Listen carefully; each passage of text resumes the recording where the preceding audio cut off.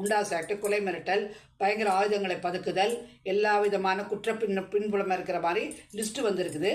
அதை நீங்கள் மறுக்கவும் முடியாது. ஏன்னா இது கோர்ட் ரெக்கார்ட்ஸ். ஓகே, அப்படிப்பட்டவன் நீங்கள் விசிகாவில் இருக்கீங்க, அதை விடுத்து வெளியில் வரீங்க, பிஎஸ்பிங்கிற ஒரு அமைப்புக்கு ஒரு ஆறுதல் காட்டுறீங்க. அதையும் தாண்டி இன்றைக்கி அதனுடைய மாநில தலைவர் காரணம் திரு ஸ்டாலின் அவர்கள் தான் உங்களை இது பண்ணி கொண்டு வந்தாருன்னு அவங்க காங்கிரஸ்குள்ளேயே ஒரு புலம்பல் வந்தது. தனக்கு கிடைக்கலையேன்னு சொல்ல பழங்காலத்திற்கு மூத்த தலைவர்கள் போல திரு கார்த்திக் அவர்கள், சிதம்பரம்லாம் கூட புலம்பினாங்க அப்படின்னு தகவல் போட்டாங்க பேப்பரில். நாங்கள் என்ன சொல்கிறோம், இன்றைக்கி திரு அண்ணாமலை ஐபிஎஸ் அவர்கள் தமிழக பாஜகவின் மாநில தலைவராக வந்த பிறகு இன்றைக்கி பாஜகங்கிறது 2வது இடத்தை பிடிச்சிருக்கு. அதிமுக பின்தள்ளப்பட்டிருக்குது. திமுகவுக்கு நெருக்கடி, உங்களுக்கும் நெருக்கடி. உங்கள் ஓட்டு பதிவு ஷேருங்கிறது பாஜகவுக்கு பின்னாடி இருக்குது. இவ்வளவு நாள் இருந்து நீங்கள் தனியாக களங்கண்டு உங்கள் கீழே ஒரு ஆட்சி கூட்டணி அமைச்சு ஓட்டு எடுக்க முடியல. நீங்கள் தலைமை ஏற்றப்படும் இப்படி இருக்குது.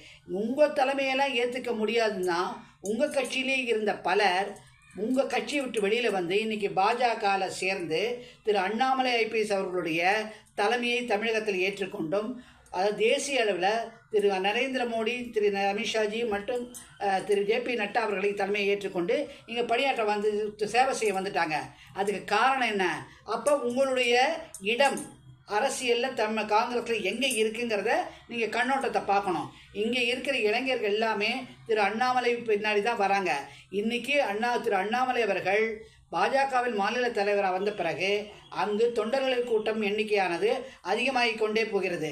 ஆனால் காங்கிரஸில் தலைமை ஏற்ற பிறகு அங்கேருந்து தொண்டர்கள் கூட்டம்லாம் வெளியில் வரதாதான் காட்சிகள் வருது. உங்கள் கட்சியிலேருந்து சில பேர் பாஜக வெளியில் வந்து சேர்றாங்க.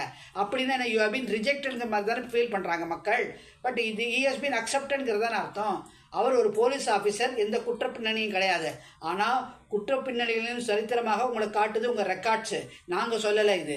அதனால் தயவுசெய்து எந்த காலத்துலேயும், அதாவது இன்றைக்கி தான் அரசியலுக்கு வந்தார், 2 வருஷத்தில் இவ்வளவு தூரம் போயிட்டார். அங்கேயோ அதாவது திறமை ஆளுமைங்கிறதுனால எங்கேயோ போயிட்டார்.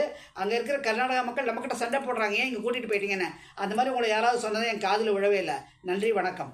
குண்டாஸ் ஆக்ட், கொலை மிரட்டல், பயங்கர ஆயுதங்களை பதுக்குதல், எல்லா விதமான பின்புலமாக இருக்கிற மாதிரி லிஸ்ட்டு வந்திருக்குது. அதை நீங்கள் மறுக்கவும் முடியாது. ஏன்னா இது கோர்ட் ரெக்கார்ட்ஸ்.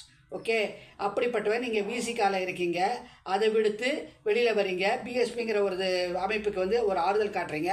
அதையும் தாண்டி இன்றைக்கி அதனுடைய மாநில தலைவர் காரணம் திரு ஸ்டாலின் அவர்கள் தான் உங்களை இது பண்ணி கொண்டு வந்தாருன்னு அவங்க காங்கிரஸ்குள்ளேயே ஒரு புலம்பல் வந்தது. தனக்கு கிடைக்கலையேன்னு சொல்ல பழங்காலத்திற்கு மூத்த தலைவர்கள் போல திரு கார்த்திக் அவர்கள், சிதம்பரம்லாம் கூட புலம்பினாங்க அப்படின்னு தகவல் போட்டாங்க பேப்பரில். நாங்கள் என்ன சொல்கிறோம், இன்றைக்கி திரு அண்ணாமலை ஐபிஎஸ் அவர்கள் தமிழக பாஜகவின் மாநில தலைவராக வந்த பிறகு இன்றைக்கி பாஜகங்கிறது 2வது இடத்தை பிடிச்சிருக்கு.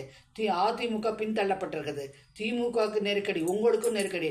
உங்கள் ஓட்டு பதிவு ஷேருங்கிறது பாஜகவுக்கு பின்னாடி இருக்குது. இவ்வளவு நாள் இருந்து நீங்கள் தனியாக களங்கண்டு உங்கள் கீழே ஒரு ஆட்சி கூட்டணி அமைச்சு ஓட்டு எடுக்க முடியல. நீங்கள் தலைமை ஏற்றப்படும் இப்படி இருக்குது.